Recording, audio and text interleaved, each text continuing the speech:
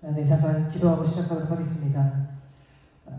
주님 감사합니다. 하나님, 오늘 또 한 번 우리를 예배로 불러주시고 주의 말씀에 귀를 기울일 수 있도록 허락하여 주시니 감사를 드립니다. 하나님, 오늘 이곳에 어떠한 이유로 왔건 또 마지못해 이 자리에 왔건 간절히 바라고 원하옵기는 하나님의 말씀이 이왕 주어진 시간이기 때문에 하나님의 말씀이 정말로 그러한지 상고해보고 숙고해볼 수 있는 시간이 될 수 있도록 하나님 인도하여 주옵소서. 시종을 주의 손에 의탁합니다. 주님을 의지합니다. 이 모든 말씀 살아계신 주 예수 그리스도의 이름으로 기도 올려드렸습니다. 아멘. 본문 말씀에 좀 착오가 있었습니다. 23절, 24절인데요. 제가 한 번 더 읽고 시작하도록 하겠습니다. 로마서 3장 23절, 24절 말씀입니다. 모든 사람이 죄를 범하였음에 하나님의 영광에 이르지 못하더니 그리스도 예수 안에 있는 성령으로 말미암아 하나님의 은혜로 값없이 의롭다 하심을 얻은 자 되었느니라 라는 본문입니다. 지난번에 제가 지난 학기 때 왔다가 시간이 없어서 큰 낭패를 보고 들어갔기 때문에 긴 서론 없이 오늘 말씀 들어가도록 하겠습니다.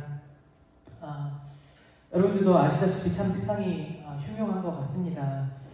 최근에 일어난 일들을 여러분들도 뉴스를 통해서 다들 보셨으리라고 생각을 합니다. 그 중에 몇 가지만 나열을 하자면 작년부터 시작해서 부산에서 일어났던 돌려차기 사건을 시작으로 올해 신림동 흉기 난동 사건, 또 얼마 지나지 않아서 신림동 산책로에서 대낮에 여성을 성폭행하겠다고 주먹에다가 너클을 끼고 목을 졸라 살해했던 사건, 서현역에서 칼을 들고 묻지마 칼부림이 일어났던 사건들, 여러분들도 잘 아시리라고 생각을 합니다. 정말로 믿을 수 없는 일들이 이제 우리 앞에 펼쳐지고 있습니다. 그런데 그러한 기사들을 읽고 나면 항상 그 밑에 달린 댓글들을 제가 읽습니다. 하면 공통적으로 그러한 기사 밑에 있는 댓글, 이러한 댓글이 거의 99% 이상 있다고 보시면 됩니다. 이러한 글이에요. 제발 사형시켜주세요. 제발 사형제도 좀 부활시켜주세요. 세상과 완전히 격리시켜주세요. 될 수 있는 대로 무거운 형이 내려지기를 사람들은 고대하고 있습니다. 왜냐하면 사람들도 이렇게 생각을 하는 것입니다. 무거운 죄에는 무거운 형이 따르는 것이 정의라고 생각하기 때문입니다. 그런데 만약 여러분은 그러한 극악무도한 사건의 재판이 열리는 날 모두가 무거운 형을 기다리고 있는데 한 재판관이 느닷없이 나와서 이렇게 한다고 생각을 한번 해보시면 좋을 것 같아요. 나는 사람이 많은 재판관이니까 그냥 무죄를 선고한다. 그냥 칼부림 했어도 봐줄게. 만약 그런다면 실제로 이러한 일이 일어난다면 어떻게 될 것 같으십니까? 아마 많은 사람들이요 그 공분에 휩싸일 거라고 생각을 합니다. 누구도 그 재판장이 용서를 해줬다는 이유로 사랑이 많은 재판장이라고 말하지는 않을 것입니다. 모두가 아마도 이 자리에 계신 모든 분들이 동의하시듯이 죄 있는 사람을 그냥 무죄 처리해주는 것은 매우 악하고 불의한 일입니다. 동의하십니까? 제가 이 말씀을 드리는 이유는 많은 사람들이 하나님을 그렇게 오해하고 있기 때문입니다. 하나님은 사랑이시기 때문에 무턱대고 죄인에게 무죄를 선고하시고 용서하시는 하나님으로 우리가 알고 있기 때문입니다.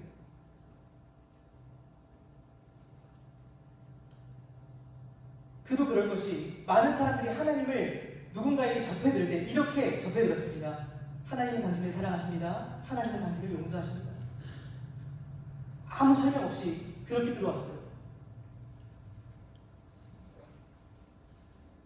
물론 이 말이 틀린 말은 아닙니다. 그러나 이것을 바로 이해하기 위해서는 반드시 설명이 필요합니다. 오늘 잠깐이나마 이 말에 억지로 이 자리에 왔어도 귀를 기울여 볼만하다고 저는 생각을 합니다. 하나님은 죄인을 절대로 그냥 사랑하시거나 그냥 용서하실 수 없으십니다. 앞서 우리와 같은 완전치 못한 인간도 그가 무도한 범죄를 보고 분노하잖아요. 그럼 생각을 해볼게요. 선하신, 정말로 공의로우신 하나님이 계시다면 분노하시는 게 당연하지 않습니까? 오히려 하나님이 선하신 만큼 죄에 대하여서 더 엄격하시고 분노하시는 것은 당연합니다. 그래서 성경은 분명히 이와 같이 말합니다. 죄의 삭은 사망이다. 죄의 값은 죽음이다. 이게 하나님의 높은 기준이에요. 죄는 반드시 그 죽음으로 대가를 치러야 될 거라는 거예요. 여기서 많은 사람들이 오해하는 또 한 가지가 있습니다. 이것은 제가 하는 말이 아니라 제가 참 좋아하는 한 목사님이 하신 말씀입니다. 하나님은 아마 여러분들 중에도 많이 이렇게 생각하셨을 거예요. 하나님은 죄를 미워하시지만 죄인은 사랑하신다. 맞습니까? 하나님은 죄를 지옥에 보내십니까? 죄인을 지옥에 보내십니까? 죄인을 지옥에 보내십니다. 따라서 하나님은 죄를 미워하시고 죄와 함께 하실 수도 없으시고 그 어떤 죄도 그냥 지나치실 수 없을 뿐 아니라 죄에 대해서 매우 분노하시는 하나님이라는 사실을 기억하시기 바랍니다. 바로 이것이 우리 인류가 직면한 큰 문제입니다. 하나님이 선하시다는 사실. 이게 우리가 직면한 가장 큰 문제예요. 하나님이 선하시다. 여기까지 들으시면 어떤 분들은 나와는 크게 상관이 없다고 생각을 하실 것 같습니다. 왜냐하면 나는 돌려차기는 안 했어. 나는 할부림을 하지 않았어. 나는 거기까지 죄인은 아닌 것 같아요. 그런데 오늘 성경은 분명하게 이와 같이 선언합니다. 모든 사람이 죄를 범하였음에 하나님의 영광에 이르지 못하다. 모든 사람이 한 사람도 예외 없이 죄를 범하였음에 하나님의 영광에 이르지 못하다. 성경은 모든 사람이라고 분명히 말하고 있습니다. 모든 사람이 죄로 인하여 하나님과 단절되었을 뿐 아니라 무섭고 심각한 심판 아래에 이제 놓여져 있음을 선언하고 있는 것입니다. 한번 생각해 보세요. 그냥 간단하게, 가장 간단하게 네이버에 들어가셔서 지금 들어가라는 일이 아니구나. 나중에 네이버에 들어가셔서 뉴스를 한번 헤드라인만 읽어보세요. 사람의 죄 문제가 아닌 것이 있는지 한번 읽어보세요.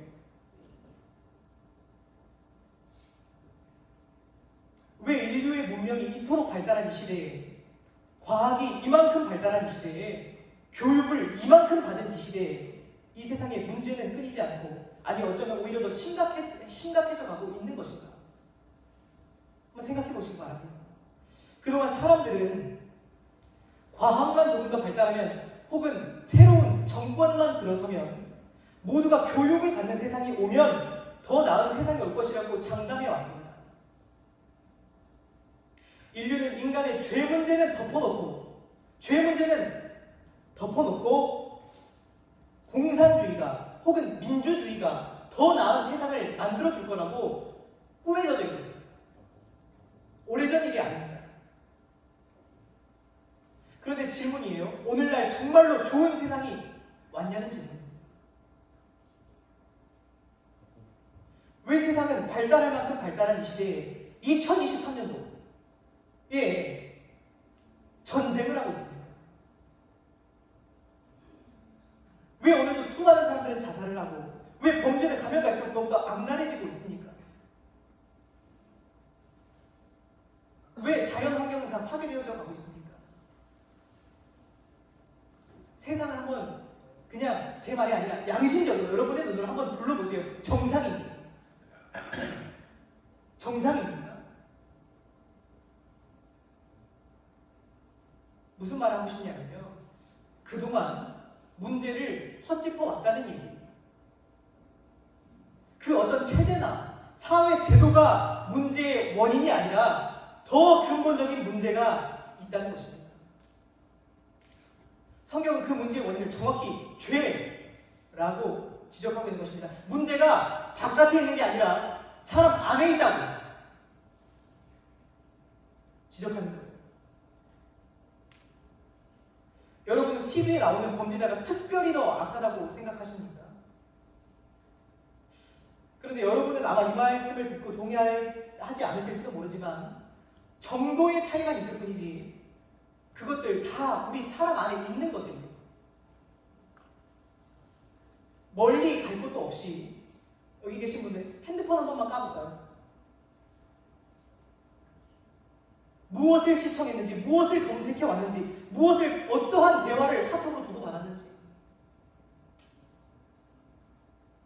혼자 있을 때 나는 뭘 하는지, 그 안에는 음란과 정욕과 탐욕과 폭행과 미움과 다툼이 우리가 그동안 손가락질해왔던 그것들이요 우리 안에 다 있어서 언제 폭발해도 이상하지 않은 죄가, 더러운 죄가 우리 안에 다 있다는 사실입니다.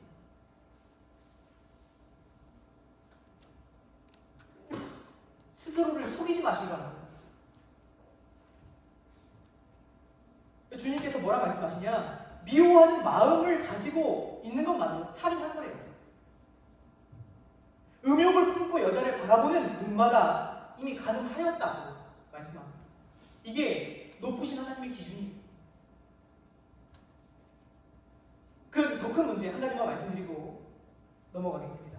더 큰 문제는 우리가 이 죄 문제를 해결하고 싶어도, 내가 정말로 이 죄 문제를 내 스스로 해결하고 싶어도 이 죄를 해결할 수 없다는 얘기입니다. 아마 양심적인 사람일수록 그런 경험들이 있을 거예요. 하지 말아야지. 내가 이거 하지 말아야지. 그럴수록 더 얽매이고, 더 생각나고, 더 그 죄에 사로잡혀 보신 경험, 양심적인 사람일수록 그러한 싸움을 더 해요. 그리고 늘 경험합니다. 실패. 그 이유를 성경이 이와 같이 말합니다. 인간의 마음이 거짓되고 신이 부패하여. 인간의 마음은 거짓되고 신이 부패하여. 무슨 뜻이냐면 죄를 많이 지어서 죄인이 아니에요.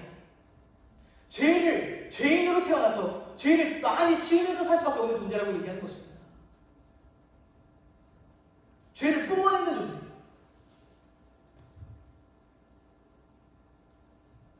이것이 우리의 비참하고 가련한 현실이에요. 그리고 우리를 기다리고 있는 것은 의로우신 하나님의 맹렬한 진노와 심판밖에 남지 않았다는 것을 이 시간 말씀드리는 거 아닙니다.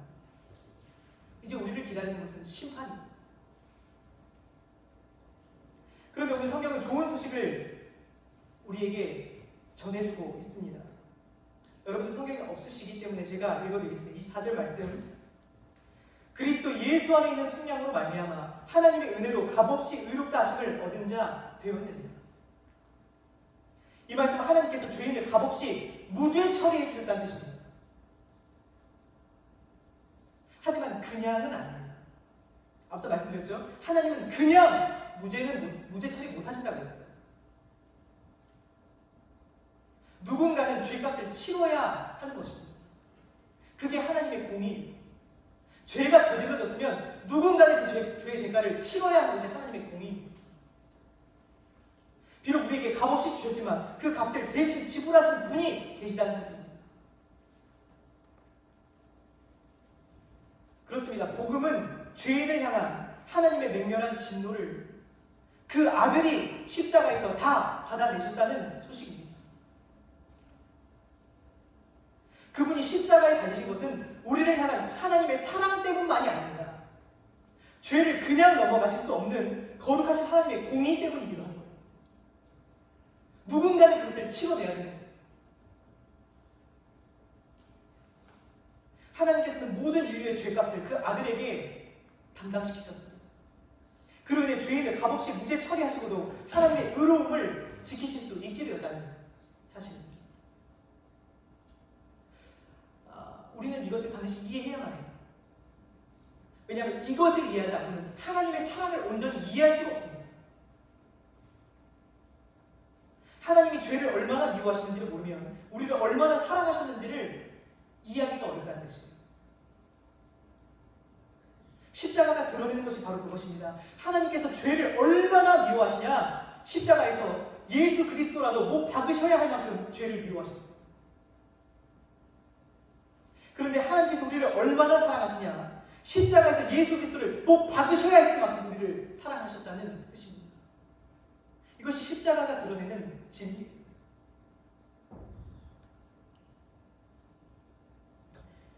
예수 그리스도께서 십자가 위에서 하나님의 공의와 사랑을 완전히 충족시켜 버리셨습니다. 그리고 십자가 위에서 예수님께서 이렇게 말씀하셨죠. 다 이루었다. 다 이루었다. 하나님의 사랑, 하나님의 공의, 모든 것을 충족시키신다는 뜻입니다. 정리하겠습니다. 하나님은 여러분을 사랑하십니다. 그런데 예수 그리스도 안에서 여러분을 사랑하십니다. 하나님은 당신을 사랑하십니다. 예수 그리스도 안에서 당신을 사랑하십니다. 우리는 예수 그리스도를 믿는 믿음 안에서 구원을 얻습니다. 반대로 말하면 예수 그리스도 밖에서는 그 어떤 용서도 구원도 기대하지 말라는 뜻입니다.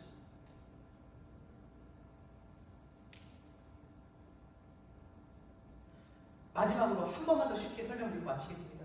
여러분이 교회를 안 다니시더라도 노아의 얘기를 다 아시는 거예요. 그렇죠? 노아, 홍수로 세상을 심판해버린 사건. 근데 유일하게 노아의 가족은 방주 안에 들어가서 그 홍수 심판에서 살아남았습니다. 무엇을 뜻하냐? 이제 다가오는 심판 얼마 남지 않은 것 같아요. 예수 그리스도라는 방주 안에 들어가지 않는 이상 누구도 살아남지 못한다는 뜻입니다.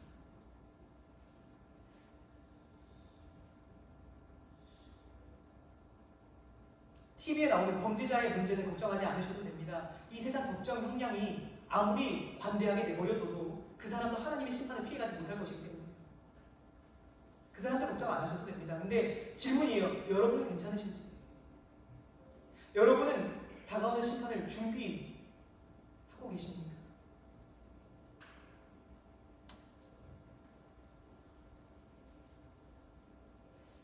저는 지금 이 메시지를 엄중하고 긴급하게 전하고 온 것입니다. 제가 감이 없어서 이 메시지를 전하는 게 아니에요. 이 말을 하면 여러분들이 초토화돼서 다 고개 숙이고 있을 걸 감이 없어서 몰라서 이 메시지를 들고 온 게 아닙니다. 전하지 않을 수 없는 이야기가 있는 거예요. 종교를 가지라는 말이 아닙니다. 영원히 살아야 된다는 문제입니다. 제가 지금 종교 얘기하는 게 아닙니다. 이 말이 안 들리시는 분들에게는 제가 어찌할 수 없습니다. 그러나 이 말이 들리시고 왠지 모르게 내가 이 말이 그냥 넘어가지 않으시는 분들이 혹시 이 가운데 계시다면 오늘 회개하고 복음을 믿으시기 바랍니다. 회개하고 복음을 믿으시기 바랍니다. 혹시 도움이 필요하시면 찬양팀이라든지 사감 선생님께 도움을 요청하십시오. 친절히 안내해 주실 것입니다. 제가 기도하고 마치도록 하겠습니다. 주님 감사합니다. 하나님,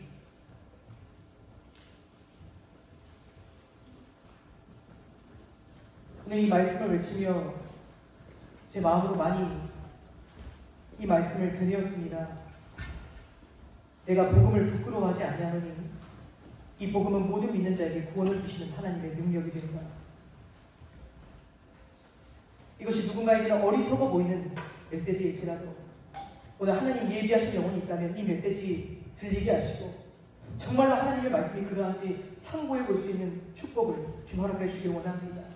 특별히 감동하여 주셔서 회개하고 오늘 자신의 죄를 고백하고 예수 그리스도께로 피하는 그 방주 안으로 들어가는 역사가 오늘 이 가운데 한 사람이나 되기를 간절히 소망합니다. 살아계신 우리 주 예수 그리스도 이름으로 기도 올려드렸습니다.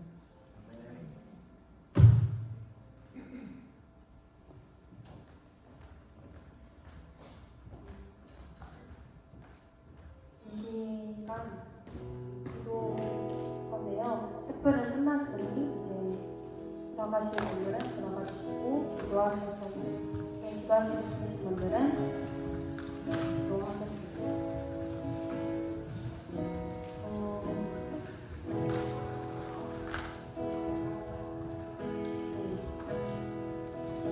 말씀해주신 것처럼 마음이 부패한 우리 개인인 우리는 주님의 심판과 진노를 피할 수 없었지만 우리 예수 그리스도께서 십자가에 달리시어 그분의 속량으로 말미암아 주님의 은혜에 값없이 의로움을 받았음을 우리가 기억하기 원합니다. 또 주님 품 안에서 우리의 영혼은 안전함을 또 생각하면서 이 찬양 함께 올려드리셨습니다.